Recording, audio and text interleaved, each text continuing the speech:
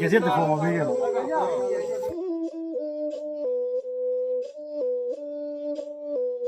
Jin jangan juga deh.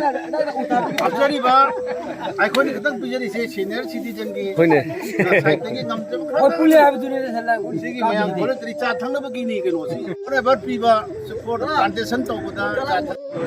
Apa James na? Oh James na mangam ba plantation tu kita. Koi.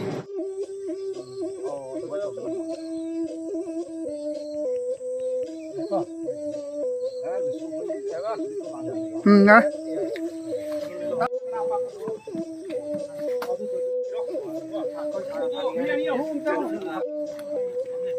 Simple target.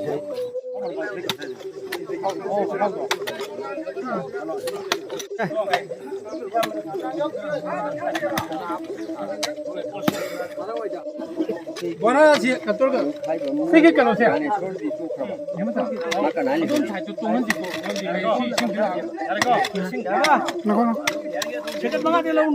Nah. Aduga orang si je lepas tu. Lihat le dah. Le. Bila sih kalau apa? Lihat mama. Dua tu suara mu.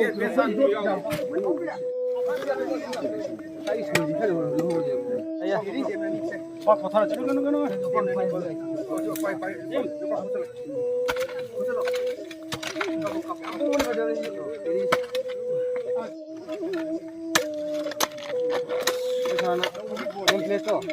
Sini jut pek ada dah.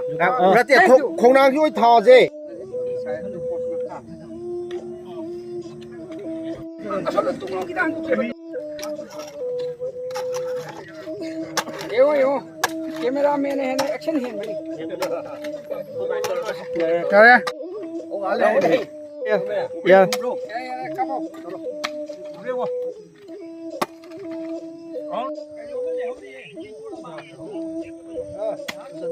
Thái thải. Yo bro. Mà thái thải. Kamu. Ah. Phát tổng này đó. Amung tahu lah. Có thái là cái gì? Kamu dah mana? Saya macam. Saya macam saya macam dia tahu. Arum था रे. Konang kia na. Sila mau tik long.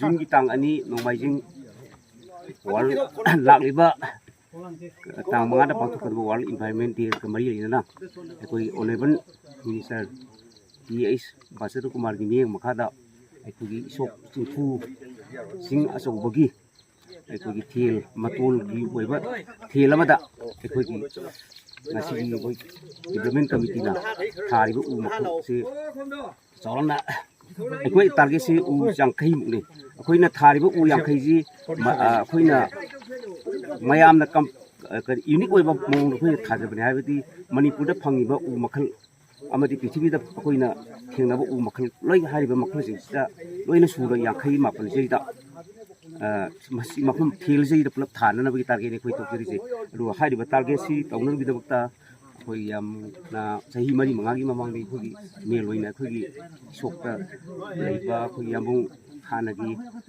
कोई 1% में होजिबिजिना social worker होइबसिनी यामना कन होना बितना आइदि मागी मियें मखादा आइदि अखोइ खरना मा एसेस तौरगा हाइबा उ कलेक्शन चार जी उ सिंसे चार सिंसे सही मरी मंगा मंगी कलेक्शन तौरगा अखोइ डेवलप तौबनी हाइबा प्लांटेशन असी दंगसी फाउदा ai atopa agency natraga kanagumba kaino badaki done kaino natna ai koi scheme amagi mari lena tha tawjeba nate sumna ai koi sagi leijaba pocket money puthoknaraga subscribe tawjaraga sengotjabani aduga ai koi gi thimdi hariba u makhal singa che kanagumba tungda lakadaba research work tawbu matamda yamna important oiba maru oiba kaino masu अखोई मतम खरी मन सोई गोर कने हाबि आसा दे कोइ खजरी बिसे अदुना मसिगुम्बा उ केनो थाबगी थरमसिदा अखोई लमदम मसिगी अखोई वीआईपी अबि सीनियर सिटीजन मयामना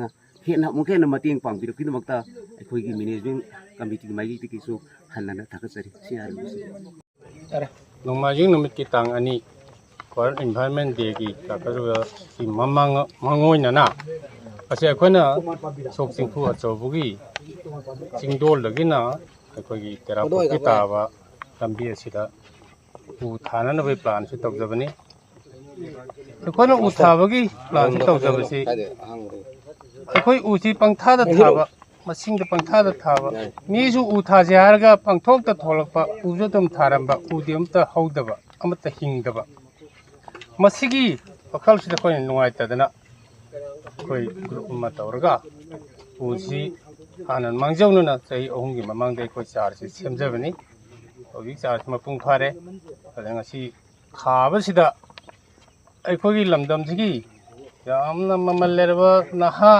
ꯏꯟꯈꯠꯂꯛꯏꯕ ꯅꯍꯥꯁꯤꯡꯅ ꯌꯥꯝ ꯊꯋꯥꯏ ꯌꯥꯎꯅ ꯄꯥꯔꯇꯤꯁꯤꯄꯦꯠ ꯇꯧꯕꯤꯗꯅ ꯃꯁꯤꯒꯤ ꯊꯧꯔꯝꯁꯤꯗ ꯁꯔꯨꯛ ꯌꯥꯕꯤꯕꯁꯦ ꯑꯁꯨꯛꯀꯤ ꯃꯇꯤꯛ ꯅꯨꯡꯉꯥꯏ ꯑꯗꯨꯅ ꯍꯌꯦꯡ ꯍꯧꯔꯛꯏꯕ ꯌꯨꯠꯁꯤꯡꯁꯤꯅ ꯍꯌꯦꯡ ꯀꯔꯤꯒꯨꯝꯕ ꯃꯣꯏꯅ ꯀꯔꯤꯒꯨꯝꯕ ꯑꯇꯣꯞꯄ ꯄ꯭ꯂꯥꯟꯇꯦꯁꯟ ꯑꯃ ꯇꯧꯅꯤꯡꯕ ꯀꯥꯟꯗ ꯃꯗꯔꯗꯨ ꯂꯩꯔꯒꯗꯤ ꯃꯆꯥꯗꯣ ꯑꯗꯨꯝ ꯑꯩꯈꯣꯏꯅ ꯂꯧꯕ ꯐꯪꯒꯅꯤ ꯃꯔꯝ ꯑꯗꯨꯅ ꯑꯁꯤꯒꯨꯝꯕ ꯄ꯭ꯂꯥꯟ ꯑꯃꯗ ꯑꯩꯈꯣꯏ ꯎꯁꯤ ꯊꯥꯅꯅꯕ ꯍꯣꯠꯅꯕꯅꯤ ꯃꯅꯤꯄꯨꯔꯗ ꯎ ꯃꯌꯥꯝ ꯑꯃ ꯊꯥꯈ꯭ꯔꯦ ꯍꯧꯕꯗꯤ ꯑꯝꯇ ꯍꯦꯛꯇ ꯍꯧꯗꯕ ꯄꯥꯝꯕꯤ ꯍꯦꯛꯇ ꯑꯣꯏꯗꯕ ꯑꯗꯨꯒ ꯑꯩꯈꯣꯏꯅ ꯑꯃꯨꯛ ꯅꯨꯡꯉꯥꯏꯖꯗꯕ ꯑꯃꯅ ꯑꯄꯤꯛꯄ ꯄꯥꯝꯕꯤꯁꯦ ꯑꯩꯈꯣꯏꯒꯤ ꯃꯅꯤꯄꯨꯔꯒꯤ ꯄ꯭ꯔꯖꯥꯁꯤꯡꯁꯤꯅ ꯄꯥꯝꯕꯤ ꯑꯣꯏꯅ ꯈꯟꯗꯕ ꯃꯣꯏꯅ ꯑꯄꯤꯛꯄꯁꯤꯕꯨ ꯌꯥꯝ ꯚꯦꯂꯨ ꯂꯩꯇꯕꯗꯧꯅ ꯎꯕ ꯑꯩꯈꯣꯏꯅ ꯑꯃꯨꯛ ꯈꯟꯖꯔꯤꯅ ꯑꯄꯤꯛꯄꯗꯨꯗꯩ ꯑꯆꯧꯕ ꯑꯣꯜꯂꯛꯀꯗꯣꯏꯅꯦꯕ ꯃꯗꯨꯒꯤ ꯚꯦꯂꯨꯁꯤꯗꯅꯤ ꯑꯩꯈꯣꯏꯅ ꯉꯁꯤ ꯆꯥꯔꯁꯤ ꯁꯦꯝꯖꯔꯀꯥꯟꯗ ꯎ ꯊꯥꯕꯒꯤ ꯄ꯭ꯔꯣꯒ꯭ꯔꯥꯝ ꯑꯁꯤ ꯑꯁꯤꯒꯤ ꯅꯨꯃꯤꯠꯁꯤꯗ ꯑꯩꯈꯣꯏꯒꯤ ꯁꯦꯅꯤꯌꯔ ꯁꯤꯇꯤꯖꯟ ꯅꯝꯕꯣꯜꯒꯤ ꯑꯗꯨꯒ ꯑꯩꯈꯣꯏ ꯏꯁꯣꯞꯀꯤ ꯃꯔꯨꯑꯣꯏꯕ ꯂꯤꯗꯔꯁꯤꯡ